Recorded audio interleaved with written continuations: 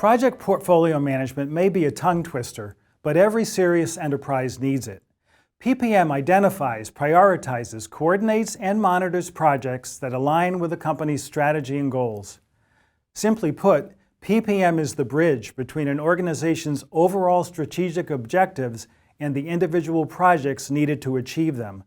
It examines the risk-reward ratio of each project, the available funds, a project's likely duration, and the desired outcomes. PPM is not the same as project management, which focuses on the successful execution of individual projects. PPM instead looks at the big picture. It encompasses top-down strategic planning as well as tactical and continuous decision-making. Here, we'll go over the basics of project portfolio management and what businesses need to know. For a deeper dive, explore our complete collection on all things PPM by clicking the link above or in the description below. It starts with a team of decision makers in the organization, led by a portfolio manager. This PPM team examines each potential project to determine if the project supports the goals and objectives of the business. Projects that fail this first criterion are eliminated from selection.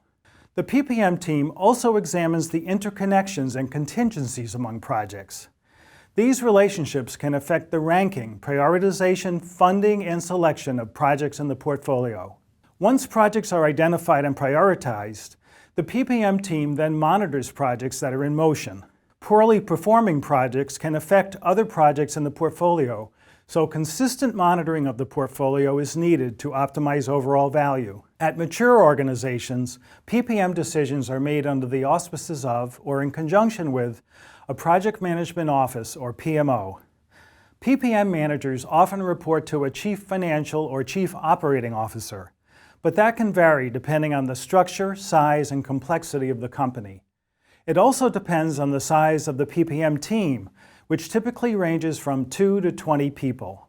This centralized governance structure helps to ensure that projects add up to more than the sum of their parts. The PPM process typically entails 6 basic steps. First, plan the portfolio. Inventory and collect information on existing projects and identify proposed new projects. Canvass employees and outside consultants for ideas. Assess the competitive landscape. Identify areas for improvement and research industry trends. Select and prioritize projects. PPM teams use various selection methods in ranking projects for strategic value and ROI, including sophisticated financial metrics. The selection process often relies on the time value of money as an input. Test the feasibility of the portfolio. Work with the people who are involved in existing projects or will run proposed projects. Use data analytics and other metrics to assess individual project risks, including market changes and internal limitations in areas such as technology, skills, and budget. Allocate resources. Line up the funds, materials, personnel, and other requirements to bring each project to completion. Manage, monitor, and adjust. Evaluate performance, identify problems, and make adjustments as necessary to keep projects on track. And finally, report and improve upon portfolio management. Regularly update portfolio stakeholders about things like the project's performance, risks, and personnel, which serves as the basis for continuous improvement and PPM maturity. Project portfolio managers evaluate all projects and programs from a strategic perspective. They have the authority to prioritize projects based on importance to the business and allocate resources accordingly. In addition, they create a pipeline of projects and programs. Align the pipeline to enterprise goals. Ensure projects and programs are managed effectively and efficiently throughout their life cycles. Manage project portfolio risks, progress, and issues. Continuously monitor and report on the portfolio. Realign and reprioritize the portfolio when enterprise objectives or circumstances shift. And communicate to enterprise leadership the expected ROI for planned projects and programs. Projects are big business. The Project Management Institute has pegged the value of worldwide project-oriented activities at $20 trillion by 2027, up 67% from $12 trillion in 2017, with some 88 million people globally employed in project management roles. Yet only about 1/3 of projects today are completed successfully. Project portfolio management can help boost those success rates by providing the following. Better decision-making. By consistently evaluating projects qualitatively and quantitatively throughout the entire project delivery cycle, businesses can be more objective in evaluating and prioritizing projects. Faster new product and service delivery. PPM's coordination of project delivery methodologies, processes, and tools across all projects and programs can minimize and even eliminate time-consuming redundancies and inefficiencies. Consistency across project teams. PPM brings the same standards and strategies to all teams, so everybody works toward the same set of goals and uses the same tools and processes to measure and report success. Greater visibility. Consistency of methodologies and processes provides more visibility into the project pipeline and status. More accountability. Increased visibility also makes project managers and teams more accountable for each project and its success rate. Better risk management. By providing a view of potential issues across all projects, businesses can more effectively manage project risks.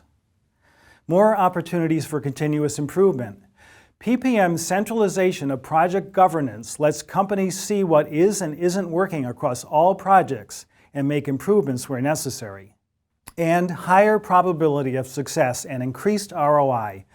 Taking all these benefits together, PPM ensures a higher probability that the company can consistently complete all projects successfully. The scope of a project portfolio can be challenging because it encompasses multiple geographies, legal entities, and functional areas. Potential pitfalls could include a lack of a well-defined strategy and executive support, deferring to the loudest voice in the room, the inability to operationalize and scale, under-resourcing the PPM initiative, failing to fully implement governance, methodologies, standards, and technologies, indecision about how much of project management should be centralized, opposition to centralization and the tenets of PPM, lack of a change management component, and failing to nurture PPM initiatives to maturity. To guard against these pitfalls, take steps to secure executive support, align projects with organizational goals, cast a wide net to build a portfolio, and develop a project portfolio risk management plan. Also, design the portfolio to fit your organization's skills, operational capacity, and culture. Use tested methods to prioritize projects and balance the portfolio. Enforce standard project templates and processes to drive consistency, and allocate resources based on project importance and need. It's also essential to focus on continuous improvement, monitor project progress, address issues that arise in real time, and manage and readjust portfolio objectives as circumstances warrant. To manage, track, and optimize portfolio performance, choose the right PPM software and tools. The broad range of available planning tools have traditionally been used by an elite group of professional project planners. But these tools are evolving to become more accessible, more intelligent, and more agile in response to such factors as the rise in remote work, enterprise adoption of new cloud architectures, and economic uncertainty. Above all, don't forget the importance of the human element. Stay in constant contact and freely communicate with all stakeholders to keep everyone up to date and well informed.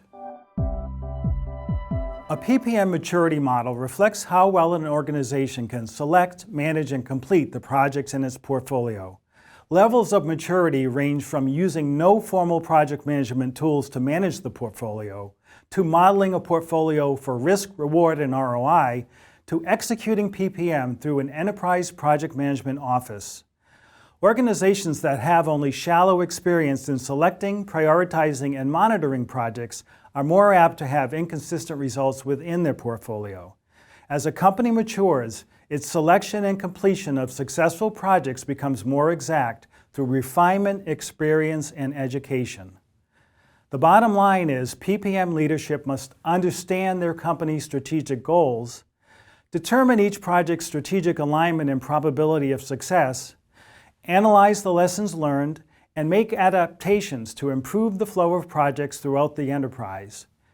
In the end, instead of being a sad acronym for Project Postmortem, your organization's PPM will stand for Project Portfolio Management that truly delivers on your strategic goals.